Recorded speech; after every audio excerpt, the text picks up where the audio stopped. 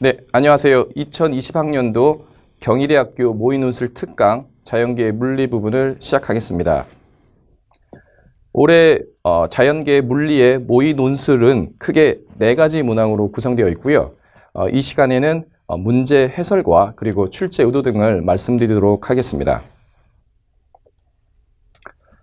첫 번째 문제는 문제에서 보시는 것처럼 관성력에 관한 문제로 이해를 하시면 됩니다. 문제를 간략하게 요약을 해드리자면 지구의 위도에 따라서 중력 가속도의 크기가 다르다는 것은 이제 여러분들이 잘 알고 계실 텐데 실제로 극지방과 그리고 적도지방 사이의 중력 가속도의 크기 차이를 지구의 반지름과 그리고 지구의 각속도의 함수로 표현하는 문제로 이해하시면 됩니다. 구체적으로 예시 답안을 살펴보면 다음과 같습니다. 우선 지구의 반지름을 R이라고 하고 또 지구의 자전각속도를 오메가라고 했을 때 적도에 있는 질량 M의 물체에 적용하는 관성력, 즉 원심력의 크기는 다음과 같이 주어집니다. 이때 우리가 꼭 기억해야 될 식 중에 하나는 바로 어떤 물체가 원형 궤도 내에서 움직이고 있을 때 그 선형 속도와 그리고 각속도 사이에 V는 R 오메가라는 관계식이 성립한다는 것. 이 식을 활용을 하게 되면 보시는 것처럼 mR 오메가 제곱의 크기를 가지고 원심력이 적도에 있는 물체에 작용한다는 것을 알 수 있습니다. 이때 그 원심력의 방향은 지구 중력의 방향과 반대이기 때문에 결과적으로 그 물체에 적용하는 힘의 크기는 관성력의 크기, 즉 원심력의 크기만큼 차감돼야 된다는 것을 우리가 생각할 수가 있습니다. 또한 극지방에 있는 물체는 사실상 원형 궤도 R이 0인, 즉 원운동을 하지 않는 상태라고 볼 수 있기 때문에 작용하는 관성력, 즉 원심력의 크기는 0이라고 할 수 있습니다. 따라서 극지방과 적도지방 사이의 가속도 크기의 차이는 적도지방에 있는 물체에 작용하는 관성력의 크기, 즉 관성력에 의해서 주어지는 가속도의 크기 차이라고 생각하실 수가 있습니다. 따라서 최종 답, 즉 적도와 극지방의 중력 가속도의 크기 차이는 바로 R 오메가 제곱이라는 결과를 얻으실 수가 있습니다. 이 문제의 그 중요한 출제 의도는 뉴턴 운동 방정식. 뉴턴 운동 방정식은 좌표에 관계없이 항상 성립해야 된다는 점을 우리가 먼저 생각할 수가 있고요. 따라서 같은 지구에 있는 어떤 사람 또는 좌표계의 입장에서 보면 관성력의 개념을 통해서 이 힘을 설명할 수가 있는 거고요.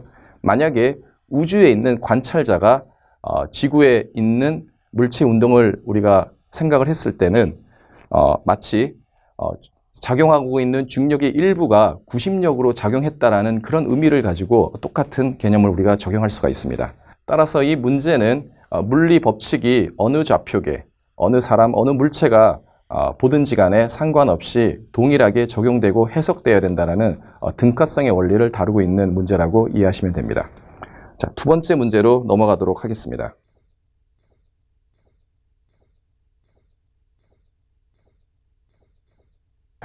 두 번째 문제는 그림과 같이 전기장에 의해서, 즉 전이차에 의해서 가속된 입자가 자기장이 놓여있는 공간 내에 운동을 하게 될 때 그때 그리는 그 원형 궤적의 반지름을 구하는 문제로 이해하시면 됩니다.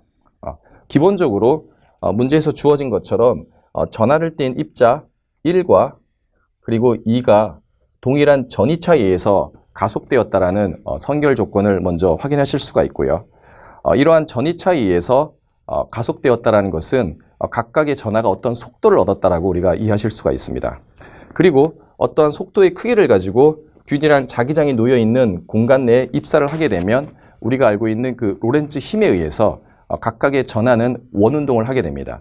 이때 그 원운동의 그 궤적, 특히 이 궤적 반지름이 과연 앞에서 주어진 변수에서 어떻게 달라진지를 이해하고 그리고 구체적으로 그 값을 구하는 문제로 여러분들이 이해하시면 됩니다. 구체적으로 풀이 과정을 살펴보게 되면 먼저 여러분들께서 이해하셔야 될 부분은 앞서 말씀드린 것처럼 가해진 이 전하를 띤 입자에 가해진 총 전기 에너지가 모두 운동 에너지로 변환되어야 된다는 것을 먼저 확인을 하셔야 됩니다. 따라서 전하를 띤 입자의 최종 속도, 여기서 말하는 최종 속도는 자기장이 놓여진 공간에 입사하기 직전의 그 속도는 식에서 보시는 것처럼 전하의 질량, 그리고 전하량, 그리고 앞서 말씀드린 것처럼 그 전하에 가해진 전이차에서 주어지는 것을 우리가 확인할 수가 있습니다.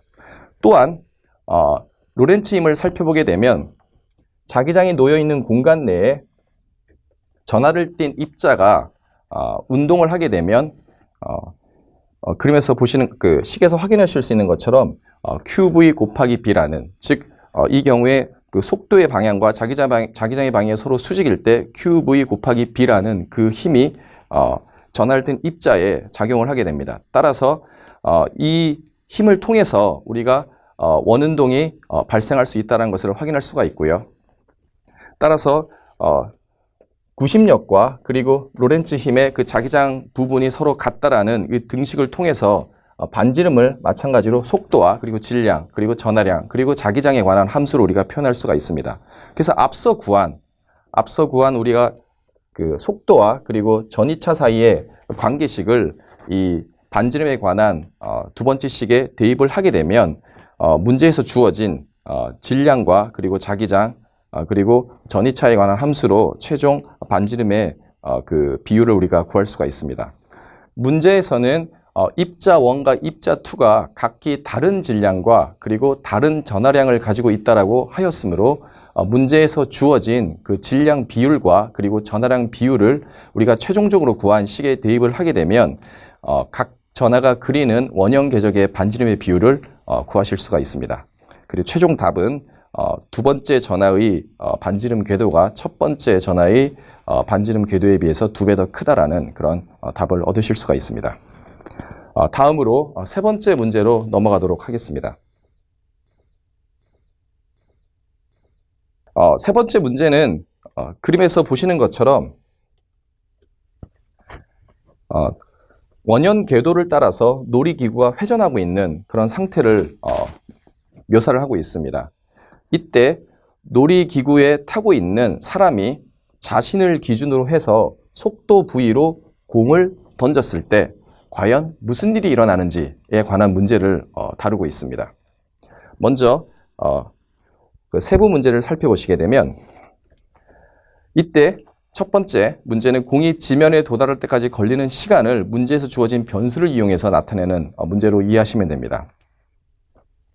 이때 문제에 주어진 변수들을 하나씩 살펴보게 되면 앞서 말씀드린 것처럼 사람을 기준으로 얼만큼의 속력으로 연직 윗방향으로 던졌는지에 관련된 그 속력 변수, 즉 V가 나타나져 있고요. 그 다음에 놀이기구가 그림에서 보시는 것처럼 오메가의 각속도로 일정하게 회전하고 있다는 것을 확인하실 수가 있습니다. 그리고 이 놀이기구의 중심과 지면 사이의 거리는 h이고요. 그 다음에 이 놀이기구가 원형 궤도를 따라서 돌고 있을 때 원형 궤도의 반지름은 r로 지금 나타내고 있습니다. 다시 한번 말씀드리면 세 번째 문제는 공이 지면에 도달할 때까지 걸리는 시간을 구하는 문제인데, 물론 놀이기구에 탄 사람이 수직, 즉 연직 윗방향으로 공을 던졌다 하더라도 지면에 있는 사람이 이 공을 관찰하였을 때는 당연히 이런 식의 그 포물선 운동을 그리고 있다는 것을 우리가 확인할 수가 있습니다. 하지만 문제에서 주어진 지면에 도달할 때까지 걸리는 시간을 우리가 구하기 위해서는 이 문제가 2차원 운동이 아니라 단지 1차원 운동의 그 방정식을 통해서 문제의 답을 구할 수 있다는 것을 먼저 여러분들께서 깨달으셔야 됩니다. 구체적으로 풀이를 살펴보게 되면 앞서 말씀드린 것처럼 놀이기구에 탄 사람이 공을 던졌을 때 공이 가지는 처음 속도를 수직 속도와 수평 속도로 우리가 나눠볼 수가 있습니다. 이때 수직 속도는 문제에서 주어진 것처럼 V가 될 것이고요. 그리고 수평 속도는 공을 던지는 순간에 놀이기구가 움직이는 속도와 같기 때문에 그림과 같이 R 오메가로 주어지는 것을 우리가 확인할 수가 있습니다. 하지만 앞서 말씀드린 것처럼 공이 지면에 도달할 때까지 걸리는 시간은 오로지 수직 방향의 속도에 관한 함수로만 주어지기 때문에 수평 방향의 속도는 우리가 구하고자 하는 그 시간에 전혀 관여하지 않는다는 것을 먼저 깨달으실 수가 있습니다. 따라서 이 문제는 단지 이제 1차원 운동 방정식, 정확히는 1차원 등가속도 운동에 관한 문제로 우리가 이해할 수가 있고요. 따라서 여러분들께서 이제 원하는 좌표를 설정해서 이 문제를 접근하시면 됩니다. 문제 해설의 경우에는 이건 뭐 좌표를 어떻게 잡느냐는 여러분 자유라고 볼 수가 있고요. 문제를 더 쉽게 풀 수 있는 방향으로 자유롭게 원점을 잡으시면 됩니다.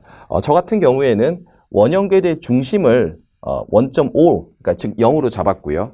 따라서 우리가 구하고자 하는 것은 공이 지면에 도달할 때까지라는 그 조건이 붙었기 때문에 그림처럼 마이너스 h, 즉 수직 방향으로 마이너스 h의 거리를 갈 때까지 걸리는 시간을 구하는 문제로 우리가 바꿔볼 수가 있습니다. 그리고 우리가 알고 있는 이 등가속도 운동식을 활용을 하게 되면 먼저 초기 위치는 r이 되고요. 그 다음에 말씀드린 것처럼 윗방향을 플러스로 우리가 잡았기 때문에 초기 속도 곱하기 t 마이너스 2분의 1 gt제곱, 즉 이 2차원 방정식을 풀므로써 우리가 구하고자 하는 그 t값, 즉 시간, 지면에 도달할 때까지 공이 지면에 도달할 때까지 걸리는 시간 t를 우리가 구할 수 있다는 것을 확인하실 수가 있습니다. 이때 이제 좀 주의하셔야 될 부분은 부호인데요. 말씀드린 것처럼 내가 중력과 반대 방향을 플러스로 잡았기 때문에 보시는 것처럼 이 두 번째 항은 플러스 vt로 등장을 하게 되고요. 마찬가지로 중력 가속도에 의한 이 세 번째 항은 이제 마이너스 2분의 1 gt제곱, 즉 마이너스의 부호로 등장한다는 것을 여러분들이 유의를 하셔야 됩니다. 그 2차원 방정식이기 때문에 기본적으로 두 개의 해를 가지게 됩니다. 지금 문제 풀이에는 마치 하나의 해가 있는 것처럼 묘사되어 있지만 실제로는 v 플러스 마이너스 이런 꼴로 나타나게 되겠죠. 그렇지만 우리가 잘 알고 있는 것처럼 물리 세계 내에서는 t가 양수의 값, 즉 공을 던진 후에, 즉 시간이 경과된 후의 상황을 우리가 보는 것이 이 문제의 상황과 맞기 때문에, 즉 음수에 해당되는 그 시간값은 제거할 수가 있습니다. 따라서 다음처럼 하나의 그 시간 t를 구하실 수가 있습니다. 이상이 3번 문제에 관한 풀이였고요. 앞서 말씀드린 것처럼 이 문제를 통해서 강조하고 싶은 내용은 실제 공의 운동 궤적은 포물선, 즉 2차원 포물선 궤적을 그리고 있지만 이 문제를 풀기 위해서 우리가 적용해야 될 방정식은 1차원 등가속도 방정식이다 라는 점이 이 문제에서 가장 중요한 핵심 사항이다, 이렇게 좀 말씀드릴 수가 있고요. 그러니까 여러분께서 어떤 문제를 풀 때 무조건 일반적인 상황을 가정해서 푸는 것보다는 그 문제에 필요한 그 조건만을 잘 선별을 해서 가능한 간략하게 문제를 축약시켜서 접근하는 그런 전략이 필요하다, 이런 말씀을 좀 드리고 싶습니다. 마지막 네 번째 문제로 넘어가도록 하겠습니다. 앞서 설명드린 그 놀이기구에 관한 그 연장선상에 있는 문제인데요. 이 경우에 이제 문제를 한번 좀 다시 설명을 드리겠습니다. 자, 똑같이 놀이기구의 정점에 있을 때 사람이 연직 윗방향으로 속도 v로 공을 던졌고요. 자, 이 문제에서 주어진 바는 이 놀이기구가 반바퀴를 회전하는 동안, 즉 공을 던진 다음에 정점에서 가장 하단부에 도달하는 동안 공과 놀이기구가 동시에 지면으로부터 같은 높이에 위치하기 위한 속력 부위의 최대값을 구하는 문제입니다. 문제의 의미를 정확하게 파악하는 것이 처음엔 좀 어려울 수가 있는데요. 다시 한번 말씀드리면, 좀 현실 세계에 비유해서 말씀드리면, 이 놀이기구에 탄 사람이 공을 다시 볼 수 있는, 자기 시야에서 공을 다시 볼 수 있는 속도의 그 최대값을 구하는 문제로 이해하시면 됩니다. 구체적으로 풀이 과정을 살펴보면 다음과 같습니다. 사실 어떤 그 문제의 최대값 또는 최소값 같은 어떤 극점에 관한 문제를 다룰 때는 여러분들이 바로 이 문제를 푸는 그런 방식보다는 서서히 어떤 변수의 값을 증가시키거나 감소시켰을 때 과연 무슨 일이 일어나는지를 먼저 테스트해 본 다음에 그 테스트를 통해서 여러분들이 어떤 그 개념을 잡는 것이 아주 좋은 전략이라고 말씀드릴 수가 있습니다. 관련해서 좀 풀이 과정을 좀 상세하게 설명드리면, 먼저 어떤 시각 t에서 놀이기구와 공이 지면으로부터 같은 높이에 있었다면 반드시 이제 만족해야 될 방정식은 다음과 같죠. 이 왼쪽에 있는 r 코사인 오메가 t는 잘 아시는 것처럼 시각 t가 지난 후에 놀이기구의 수직 방향의 위치를 나타낸 방정식이라고 볼 수가 있습니다. 그리고 이 경우에는 앞서 3번 문제와 마찬가지로 원형 궤도의 중심을 지금 원점 0으로 잡았다라고 이해를 하시면 됩니다. 지금 각속도, 즉 놀이기구의 원운동의 각속도를 오메가라고 했기 때문에 시각 t가 지난 다음에는 삼각함수의 원리에 따라서 r 코사인 오메가 t라는 그 위치에 놀이기구가 있다라는 것을 우리가 금방 해석할 수가 있고요. 마찬가지로 공의 경우에는 앞서 우리가 푼 것처럼 1차원 등가속도 운동 방정식에 의해서 r 플러스 vt 마이너스 2분의 1 gt 제곱에 해당되는 y좌표에 공이 위치한다는 것을 확인할 수가 있습니다. 이때 지금 우리가 풀고자 하는 것은 놀이기구가 정점에서, 즉 가장 높은 곳에서 가장 낮은 곳에 도달하는 동안 공과 놀이기구가 같은 시각에 같은 위치에 있기 위한 속도의 최대값을 구하는 문제입니다. 그리고 앞서 말씀드린 것처럼 이러한 문제를 풀 때는 과연 속력이 점점 증가함에 따라서 무슨 일이 일어나는지를 먼저 여러분들이 그래프를 통해서 해석하는 것이 가장 좋은 전략 중에 하나라고 말씀드릴 수가 있습니다. 이 풀이에 나와 있는 이 그래프는 시간에 따라서 그 높이를 나타낸 건데요. 먼저 놀이기구는 앞서 보신 것처럼 r 코사인 오메가 t라는 삼각함수의 꼴로 표현되기 때문에 다음과 같은 실선에 해당되는 그래프로 표현된다는 것을 금방 우리가 깨달을 수가 있습니다. 자, 이때 이 우변에 해당되는, 즉 공의 높이에 해당되는 그 2차원 방정식을 그리게 되면 만약에 속도가 충분히 크지 않을 때는 보시는 것처럼